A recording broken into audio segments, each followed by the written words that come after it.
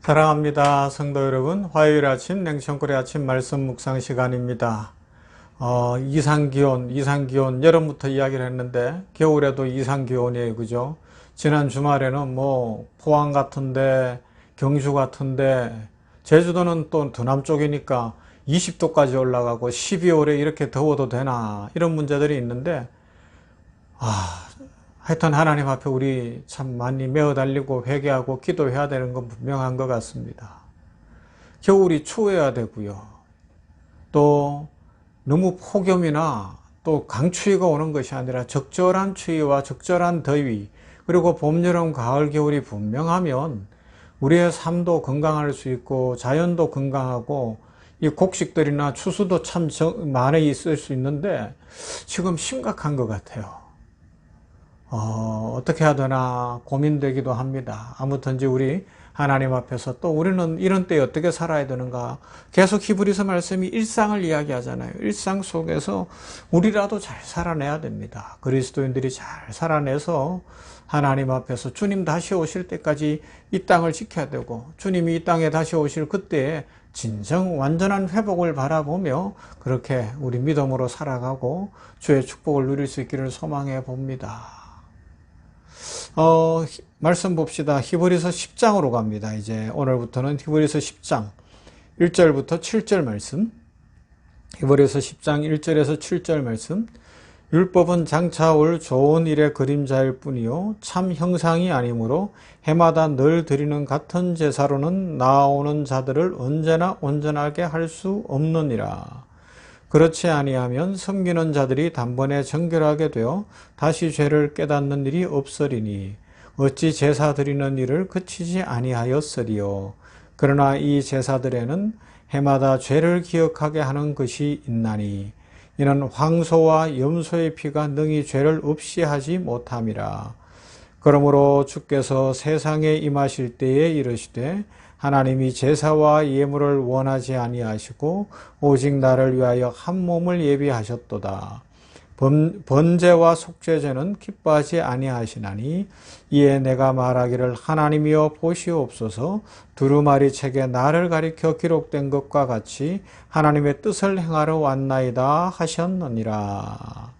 예수 그리스도께서 몸을 단번에 주님 앞에, 하나님 앞에 드리심으로 완성된 제사를 이야기하며 예수님이 이 땅에 오신 것에 대해서 두루마리 책에 나를 가리켜 기록된 것처럼 하나님의 뜻을 행하러 왔다고 오늘 말씀하고 있습니다. 고난당하는 성도들에게 예수님이 왜 오셨는지, 왜 승천하셨는지, 하나님 보좌 우편에서 지금 무엇을 하시는지를 가르쳐 주면서 우리가 성도로서 이 세상 속에서 어떤 당당함과 어떤 능력으로 살아가야 할 것인지에 대해서 알려주고 있습니다. 예수를 믿는 사람들에게 가장 큰 관심사는 우리 많은 사람들이 죄사함을 얻어서 천국 가는 것으로 생각합니다. 맞습니다. 그래서 예수님은 우리를 위해 십자가를 지심으로 우리 죄를 사하시고 지옥 갈 우리들을 천국 백성 삼아 주셨습니다. 그런데 문제는 히브리서에서 계속 강조하고 저도 지금 10장에 오도록 여러 번 강조하고 있는 것이 뭐냐? 십자가까지 지시고 우리의 항복을 받아내신 주님. 그런데 그 다음에 우리를 세상에 남겨두신 이유가 있다는 거예요. 그죠? 우리 왜 살아야 될까요? 많은 사람들이 그래요. 인생살이가 고달프고 힘드니까 예수 믿었으니 이제 그냥 예수님 오셔서 이 지구 끝내고 심판하시고 새하늘과 새 땅에서 다시는 고민도 없고 다시는 걱정도 없고 아픈 것도 없고 그냥 문제도 없는 곳에서 평등하게 잘 살았으면 좋겠다. 그렇게 체념적으로 생각하는 사람들이 있습니다. 이것이 진짜 믿음이면 좋은데 인생이 너무 고달프고 힘들어서 체념적으로 그렇게 생각하는 경우들이 있다는 겁니다. 이 답을 찾아야 돼요. 안 그러면 초대교회 성도들도 너무 힘들었었는데 그 답을 찾아가는 과정이거든요. 이 히브리서를 통하여서. 내가 예수님을 믿었는데 로마는 망하지도 않고 이렇게 힘든데 하나님이 로마를 그냥 두실 양이면 나라도 그냥 데려가셔서 이 땅에서 고생 그만하게 하시지. 저 끔찍한 순교의 제물이 되는 일이 없도록 하시지. 왜 이렇게 인생을 힘들게 하는가? 이 고민이 있는 거예요. 여러분, 우리 왜 살아야 할까요? 오늘이 어떤 의미가 있을까요? 이 답을 찾지 못하면 우리는요, 늘 기쁨을 잃어버린 존재가 되고요. 조금만 내가 원하는 대로 뭐가 안 되고 이 땅에서 뭐가 없으면요, 주저앉아서 제가 아주 제일 싫어하는 것 중에 하나라 자주 이야기하는데 맨날 핸드폰 들고 유튜브나 보고 앉았고 텔레비전 켜놓고 그 종편에서 나오는 했던 뉴스 또 하고 했던 뉴스 또 하는데 24시간 뉴스나 보고 있고 드라마나 보고 있고 그러면서 지나갈 수 있다니까요. 아니면 뭐 완전히 게임에 빠져 있거나 그것도 아니면 어떤 중독에 빠져 있거나 그렇게 쉽다니까요. 왜 살아야 될까를 생각해 봐야 되는 것입니다. 성도들 대부분이 합당한 신앙생활을 하지 못한다는 것인데 하나님은 왜 이런 시간을 끌고 계시는가? 그냥 빨리 해결하시지 않는가라는 답. 그 말이 뭐예요? 나는 책임지고 싶지는 않고 편해지고는 싶다는 거예요. 나는 노력은 안 하고 싶고 잘 먹고 잘 살고는 싶다는 거죠. 나는 수고는 안 하고 싶은 거예요. 하다못해 힘이 들어서 어떤 일을 하려고 하면 못 하겠다는 거예요. 그 대신에 그냥 편하고는 싶다는 거예요. 잘 먹고 잘 살았으면 좋겠고 입맛에 땡기는 것들만 찾았으면 좋겠다는 거죠.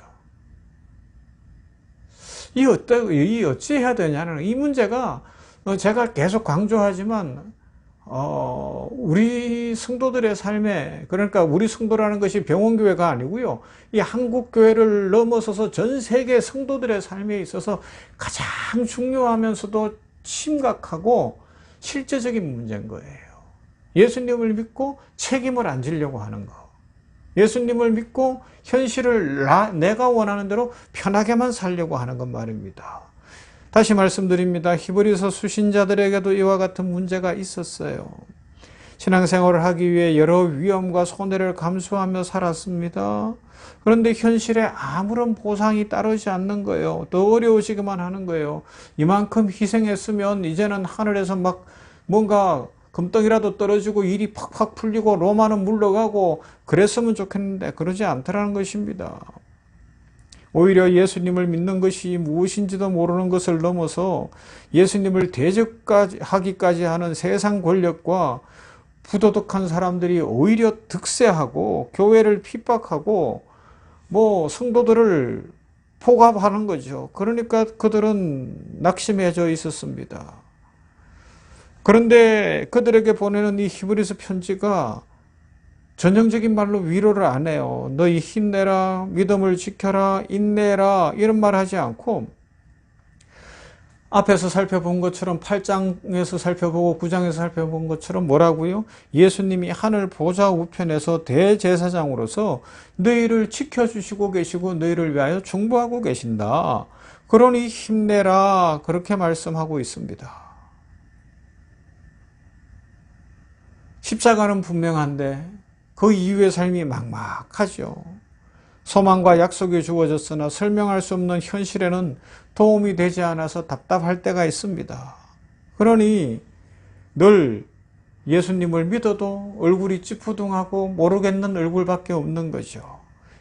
그런데 히브리서는 예수님의 죽음을 이런 관점에서 이야기해요. 읽어드리면 구약 시대에는 죄를 용서받고 하나님과의 관계를 회복하기 위해 속죄제라는 것이 있었다. 대제사장이 자기의 죄와 이스라엘 백성의 죄를 하나님 앞에 가지고 가서 죄 씻음을 받고 하나님과의 관계를 새롭게 하는 제사였다. 그러나 소와 염소, 수송아지와 같은 짐승의 피로는 깨끗하게 되는 효력이 1년밖에 가지 않아서 매년 제사를 반복할 수밖에 없었다. 그러나 예수는 이 일을 단번에 끝장내셨다. 왜냐하면 예수의 피는 짐승의 피와 비교할 수 없고 우리의 피와도 비교할 수 없는 하나님 자신의 속죄제이기 때문이다. 그래서 우리 모두의 죄를 씻는 일에 한계가 없으며 그 효력은 영원하다. 그렇게 단번에 이루어졌다 말씀하고 있습니다.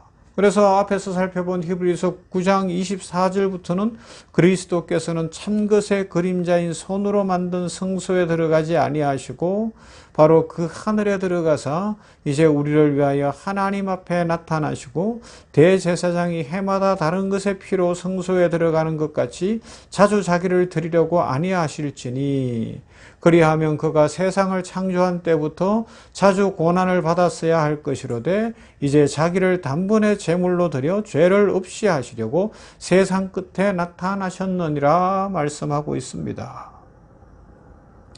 예수님의 피로, 예수님의 제사로 모든 것이 완성됐다는 거예요. 단 한 번으로 끝났다는 것입니다. 그래서 오늘 본문에 이어지는 히브리서 10장 16절 이후는 이런 말씀이 있어요. 주께서 이르시되 그날 후로는 그들과 맺을 언약이 이것이라 하시고 내 법을 그들의 마음에 두고 그들의 생각에 기록하리라 하신 후에 또 그들의 죄와 그들의 불법을 내가 다시 기억하지 아니하리라 하셨으니 이것들을 사하셨은즉 다시 죄를 위하여 제사 드릴 것이 없느니라. 다시 제사 드릴 것이 없다고 말씀합니다. 다 해결되고 끝난 문제입니다.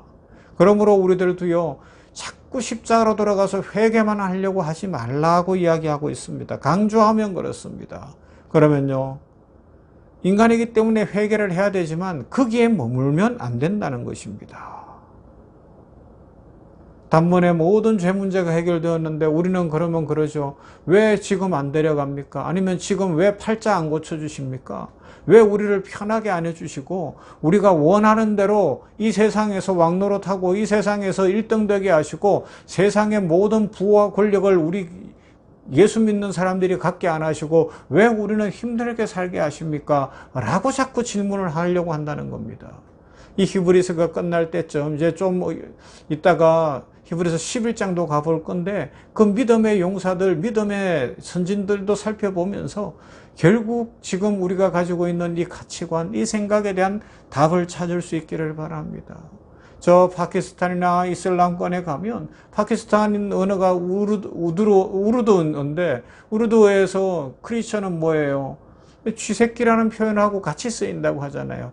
거기도 인도에서부터 독립을 했기 때문에 기독교 자유가 있으나 이슬람 국가예요. 97% 이상이 이슬람인데 그들은 핍박당하면서도 예수님을 믿어요. 핍박당하면서도 주님을 붙들고 있습니다. 그래서 노동자, 청소부 이런 일 많이 하는데 이제는 그들이 눈을 뜨고 하나님 앞에 기도하면서 공부 열심히 해서 간호사와 의사들이 종종 나오고 있다고 합니다. 자기들이 살아가야 할 삶을 살아내는 거예요. 오늘 우리의 현실에서 하나님이 부르신 부르심을 따라 삶을 살아내는 거죠. 이런 은혜로 말미암아 우리들도 믿음의 용사들이 되시고 주의 축복을 풍성히 누리게 되기를 주님의 이름으로 축원합니다. 좋으신 하나님 감사합니다. 새날입니다. 축복의 날입니다. 이날도 지켜주시고 복 주실 줄 믿습니다. 단번에 모든 것이 완성되었다고 히브리서 10장에서 다시 말씀하시니 감사합니다. 그러나 우리들 마음속에는 그런데 왜 우리 팔자는 안 고쳐지고 왜 그를 팔자를 안 고쳐주시려면 당장 오셔서 이 세상 끝장내지 않으시고 우리를 고난 속에 살게 하시는가? 세상에서 져줘야 되고 세상에서 고난당해야 되고 세상 사람들보다 못 살아야 되는가? 늘 의문이 있습니다.